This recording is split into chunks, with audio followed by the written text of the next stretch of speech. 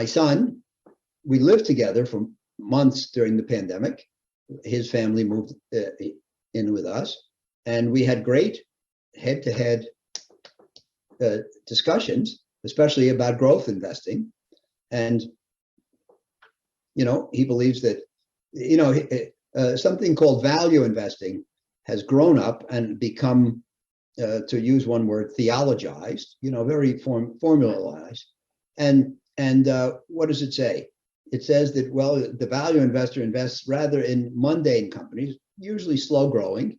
Usually because they're slow growing, a lot of the merit is here in the present. Not too much of the argument depends on what exists in the future. Thus, they're predictable, quantifiable. But because they're not such wonderful companies, they don't sell at high PE ratios or high price to book. They're bargains. So that's what value investing, in quotes, has grown into.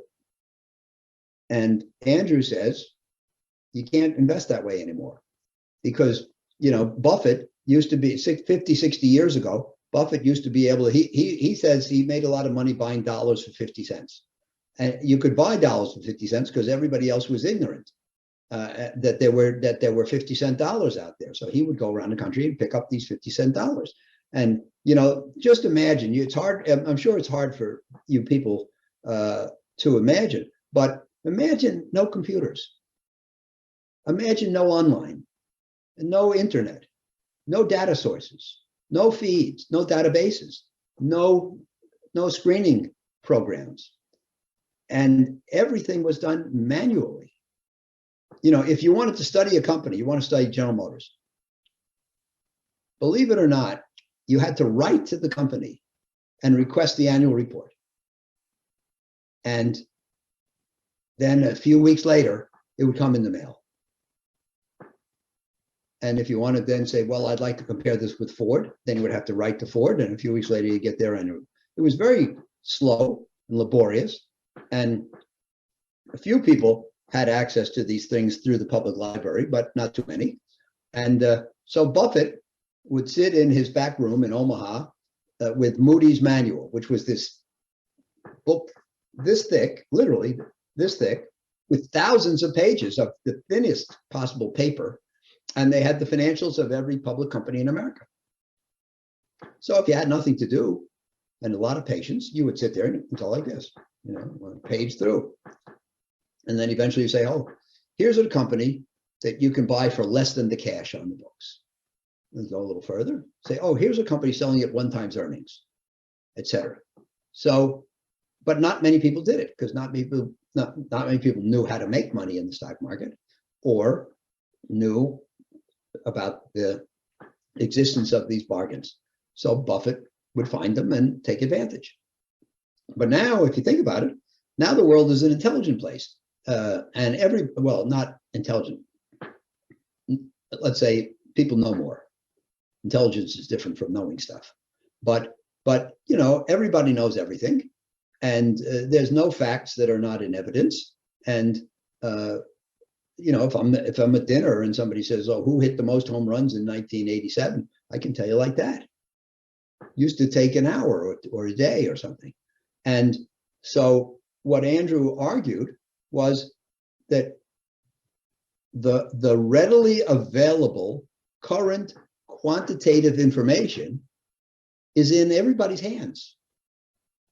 And if it's available to everybody, then clearly, by definition, it can't be the route to superior performance. In order to have superior performance, you have to know something others don't know. You have to either have facts they don't have, and the SEC has the goal of making sure everybody has all the same facts, or you have to have a superior ability to interpret that. But chances are you're not the only smart person who's trying. So it's not even clear you can get an edge that way. So Andrew says you can't base investment success on currently available quantitative information. It has to be, your superiority has to come through either a better understanding of the qualitative information, which by definition, in my opinion, by definition, can't be the result of an algorithm, or superior insight with regard to the future. And that's what the memo is mostly about. And, there's a great quote from Buffett. He says, we are not growth investors or value investors, we're investors. And so the trouble is when things get labeled, then they get narrowly defined. You have to, I think, to be an investor in the coming decades, you have to be broad-minded. And you have to say, I'll buy anything at an attractive price. And, so for the last 30 years, value investors have been saying, we don't buy fast-growing companies, we don't buy tech. We don't buy anything with a high PE. But what can you buy today that's not reliant on tech? 20 years ago or so, Buffett made a ton of money in the Washington Post and other newspapers, and they were moated. They could not be disrupted by technology because every town had a newspaper. You needed a newspaper. It's the only place that the used car lot would advertise. It's the only place you could look to get the movie times.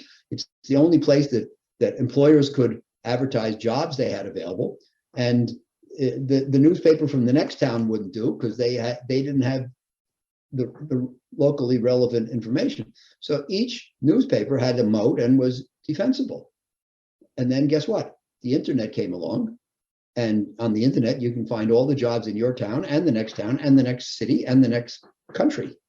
You don't need a newspaper anymore for that.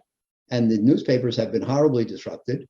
It just shows you that there's very little which is immune from technological influence.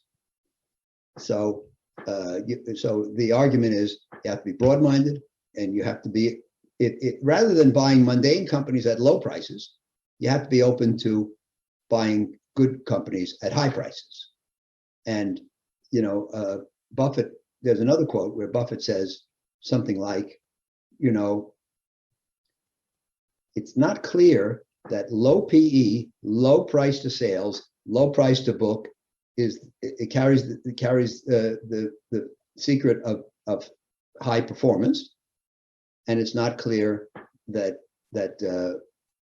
high price to book, high PE ratio, high price to sales should be excluded from portfolios. And I think that's what the memo was mostly all about. It was also about trying to overcome our inherent biases and our histories. History is very important because it makes us who we become.